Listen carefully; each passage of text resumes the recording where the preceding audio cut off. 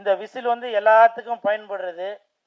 இதை வச்சு நான் வந்து விஜய் சாரை வந்து ஏதோ மறைமுகமாக ஏதோ சொல்கிறேன் அப்படின்னு. அவர் வந்து என்னோட அண்ணன், சரிங்களா? நான் அவருடைய தம்பி. தயவு செஞ்சு நீங்கள் ஏதோ இன்டைரக்டாக வேறு எதுவும் போட்டு விட்டுறாங்க. நான் எப்போவுமே விஜய் சாருக்கு சப்போர்ட்டாக உள்ள ஆள் தான். அதுக்காக நான் டிவிக்கான்னு கேட்காதீங்க. எனக்கு ஒரு கட்சி இருக்குது, சிஎஸ்கே கட்சி, கூல் சுரேஷ் கட்சி, சரிங்களா? அதுக்கு நீ ஓட்டு போட்டுருமா?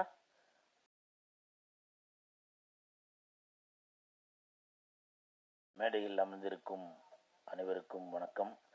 மேடையை நோக்கி அமர்ந்திருக்கும் உங்களுக்கும் வணக்கம். பத்திரிகை நண்பர்கள், ஊடக நண்பர்கள், இணையதள நண்பர்கள், பிஆர்ஓ புவன் வந்திருக்காரா, அனைவருக்கும் வணக்கம். மேடையில் பேசி கைத்தட்டல் வாங்குற அளவுக்கு நான் பெரிய பேச்சாளர் இல்லை. தயவு செஞ்சு நீங்களே ஒரு தடவை கைத்தட்டிருங்க. இந்த கைத்தட்டல்கள் அனைத்தும் காதல் கதை சொல்லவா அந்த டீமுக்கு தான் போய் சேரும். இந்த படத்தில் இயக்குனர் நான் ஷூட்டிங் ஸ்பாட்டுக்கு போயிருக்கப்போ நடித்து காமிச்சாரு. இப்போ கண்ணாடியை கழட்டுறேங்க, அப்படி ஒரு நடிப்புங்க சார். நான் அன்றைக்கே உங்களுக்கு ஸ்பாட்லேயே சொன்னேன். அதனால தான் நேஷ்னல் அவார்டு, நிறைய அவார்டு எல்லாமே கேரளாக்காரங்க வாங்கிட்டு போகிறாங்க. அப்படி ஒரு பர்ஃபார்மன்ஸு. அதை நடித்து காமிச்சாரு. அந்த ஸ்பேனரு அந்த இதெல்லாம் அப்படி எடுத்து வைக்கிறதெல்லாம் இன்னமும் எனக்கு கண்ணு முன்னாடி அப்படியே இருக்குது சார். அவ்வளோ சூப்பராக அது வந்து எப்படி நடிக்கணும் அப்படின்னு சொல்லி காமிச்சார். இங்கே தமிழில் வந்து பி வாசு சார் படத்தில் நடிச்சிருக்கேன், அவரும் அதே மாதிரி நடித்து காட்டுவார். விக்ரமன் சார் படத்துலேயே நடிச்சிருக்கேன். இவங்கெல்லாம் நடிக்கும்போது எப்படி நம்ம உணர்ந்தோமோ அந்த மாதிரி ஒரு டைரக்டர் வந்து சனில் சாரா, அவர் வந்து சின்ன டைரக்டராக பெரிய டைரக்டராக என்னன்னு தெரியாது. ஆனால் அவர் அந்த ஷூட்டிங் ஸ்பாட்டில் அவர் நடித்தது அப்படி இன்னமும் என் கண்ணு முன்னாடி அப்படியே இருக்குது. அவ்வளவு பிரமாதமாக பெர்ஃபார்ம் பண்ணி அதை இது பண்ண, நான் அதில் ஒரு 10% தான் எனக்கு தெரிஞ்சு நடிச்சிருப்பேன். அவ்வளவு சூப்பராக பெர்ஃபார்ம் பண்ணியிருந்தார். அவருக்கு என் மனமார்ந்த வாழ்த்துக்கள்.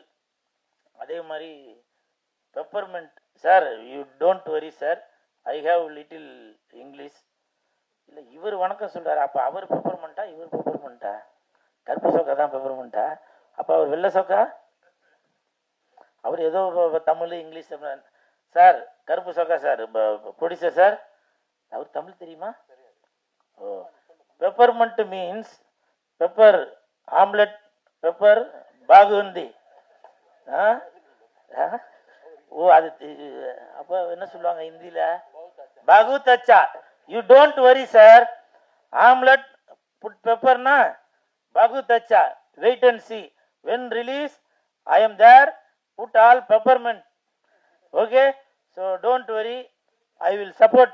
என்னது தமிழில் பேசவா? ஸோ அப்படி இந்த படத்துக்கு கண்டிப்பாக ஒரு ஒரு மிகப்பெரிய வெற்றியை இந்த படம் வந்து கொடுக்கும்.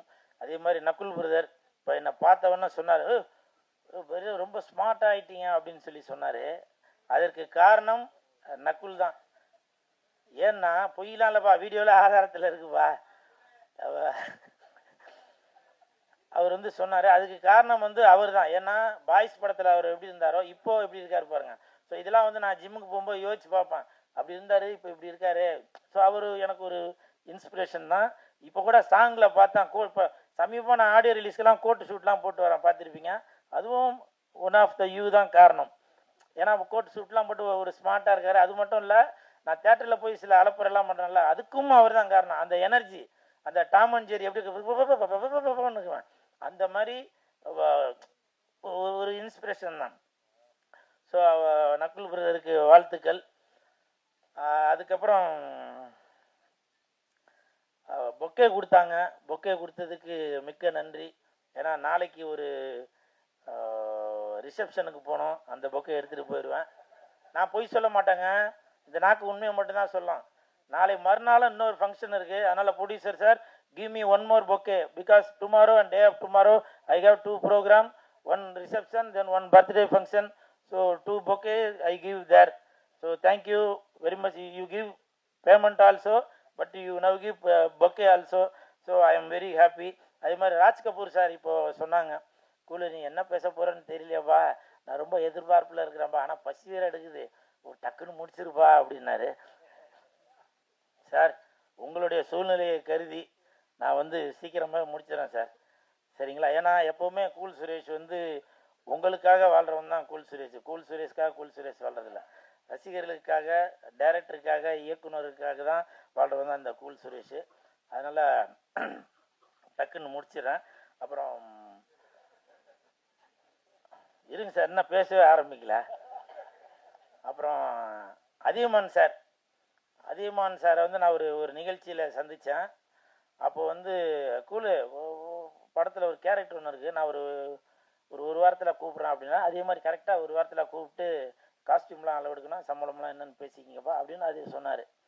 அது எனக்கு வந்து ரொம்ப ஆச்சரியமாக போச்சு. ஏன்னா இப்போ கூட சரி நிறையா பேர் பார்த்துட்டு நம்ம அந்த படத்தில் மீட் பண்ணுவோம், இப்படி மீட் பண்ணுவோம், அப்படி ஏதோ ஒன்று வாயில் சொல்லிட்டு போவோம். ஆனால் சொன்னதை கரெக்டாக அது வந்து செயல்படுத்தியும் காட்டினார்.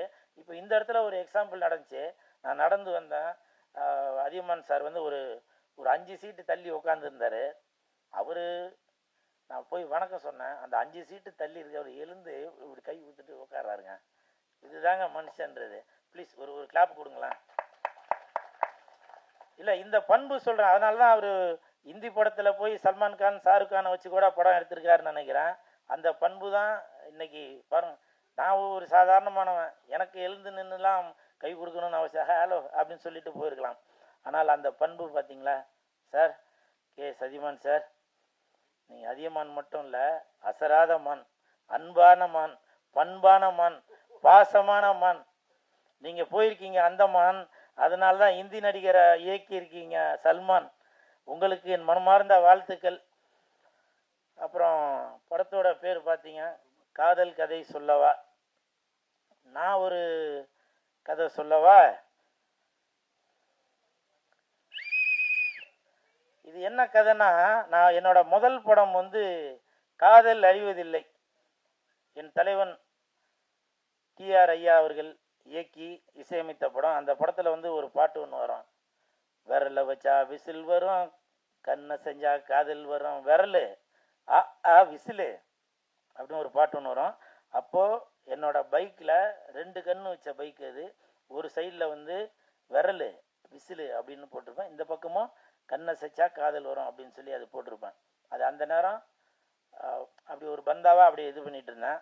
அந்த விசில் இப்போது விஜய் சாருக்கு கட்சியில் சின்னமாக இது கொடுத்துருக்காங்க. அவருக்கு மனமார்ந்த வாழ்த்துக்கள். இப்போ உங்களை பொறுத்த வரைக்கும் அது வந்து கட்சியில் சின்னமாக கொடுத்துருக்காங்க விஜய் சாருக்கு. இப்போ கூட நான் இந்த காதல் கதை சொல்லவா படத்தில் நான் ஒரு கதை தான் சொல்கிறேன். ஆடியோ ரிலீஸில் இதை கண்டிப்பாக சொல்லி ஆகணும். இது வந்து ஒரு சின்னமாக இருக்கும். ஆனால் நான் காலையில் 6 மணிக்கு எழுந்துக்கிறது, வீட்டில் குக்கர் விசில் அடிக்கும். 8 மணிக்கு குப்பை வண்டி வந்து விசில் அடிக்கும். 10 மணிக்கு நான் பஸ்ஸில் போகும்போது கண்டக்டர் விசில் அடிப்பார். 12 மணிக்கு நான் படம் பார்க்கறதுக்கு தேட்டருக்கு வரும்போது ரசிகர்கள் என்னை பார்த்து விசில் அடிப்பாங்க. 3 மணிக்கு என் பையனை ஸ்கூல்லேருந்து கூட்டிகிட்டு போகிறப்போ அப்போ பிடி வாத்தியார் விசில் அடிப்பார். இப்போ கூட காதல் கதை சொல்லவா இந்த ஆடியோ ரிலீஸ் ஃபங்க்ஷனுக்கு நான் இங்கே வந்திருக்கப்போ நான் காரை ரிவர்ஸ் எடுக்கும்போது செக்யூரிட்டி விசில் அடித்தார். லெஃப்ட் வாங்க, லெஃப்ட் வாங்க அப்படின்னு சொல்லி சொன்னார். அது மட்டும் இல்லை, நைட்டு 11 மணிக்கு மேலே எதனா நீங்கள் தப்பு தண்டா ரோட்டில் எதனா பண்ணினீங்கன்னா போலீஸ் வந்து 11 மணி ஆச்சு, கிளம்புங்க அப்படின்னு பீச்சிலெலாம் கூட சொல்லிட்டு இருப்பாங்க. அப்படி இந்த விசில் வந்து எல்லாத்துக்கும் பயன்படுறது. இதை வச்சு நான் வந்து விஜய் சாரை வந்து ஏதோ மறைமுகமாக ஏதோ சொல்கிறேன் அப்படின்னு. அவர் வந்து என்னோட அண்ணன், சரிங்களா? நான் அவருடைய தம்பி. தயவு செஞ்சு நீங்கள் ஏதோ இன்டைரக்டாக வேறு எதுவும் போட்டு விட்டுறாதீங்க. ஏன்னா நான் எது பேசினாலுமே அது இப்போ கூட இந்த தங்கச்சி சுமையா என் தலையில் சுமையை வச்சுட்டு போயிட்டோம்மா. நான் ஏதோ ரிவ்யூ கொடுக்குறாரு, நல்லா கொடுக்குறாரு சொன்னால் அவர் நெகட்டிவாகவே கொடுத்துட்டு போகிறாரு அப்படின்ட்டீங்க. அந்த மாதிரி நான் எப்போவுமே விஜய் சாருக்கு சப்போர்ட்டாக உள்ள ஆள் தான். அதுக்காக நான் டிவிக்கான்னு கேட்காதீங்க. எனக்கு ஒரு கட்சி இருக்குது, சிஎஸ்கே கட்சி, கூல் சுரேஷ் கட்சி, சரிங்களா? அதுக்கு நீ ஓட்டு போட்டுருமா, சரிங்களா? இதுதான் இந்த விசிலோட கதை, சரிங்களா? அப்புறம் ஒரு ராஜ் கபூர் சார் இப்போ சொன்னாங்க என்னை பற்றி எதுவும் 2026 நான் ஜெயிப்பேனா அப்படின்னு. தம்பி, நீங்கள் வரும்போதே பார்த்தேன் விசில் அடிச்சிங்க, கண்டிப்பாக நீங்கள் ஜெயிப்பீங்க அப்படின்னு சொன்னீங்க. உங்களுக்கு என் மனமார்ந்த நன்றிகள் சார். அதே மாதிரி வேலாயுதம் சார் நிறையா பேசுவார்னு நினச்சேன். அந்த வேலாயுதம் சார் மைக் எடுத்தாக நிறையா பேசுவார், நீங்கள் கொஞ்சம் தான் பேசியிருக்கீங்க. ஸோ வேலாயத்துக்கு வித்தியாசம் இருக்குது போல், வேலாய் தான் அது யார்கிட்ட இருக்குன்றது தான் முக்கியம்னு நினைக்கிறேன். நன்றி. இந்த காதல் கதை சொல்லவா மிகப்பெரிய வெற்றி அடையும். விரைவில் தேட்டரில் ரிலீஸ் ஆகும்போது நான் உங்களை அங்கே சந்திக்கிறேன். நன்றி நன்றி நன்றி.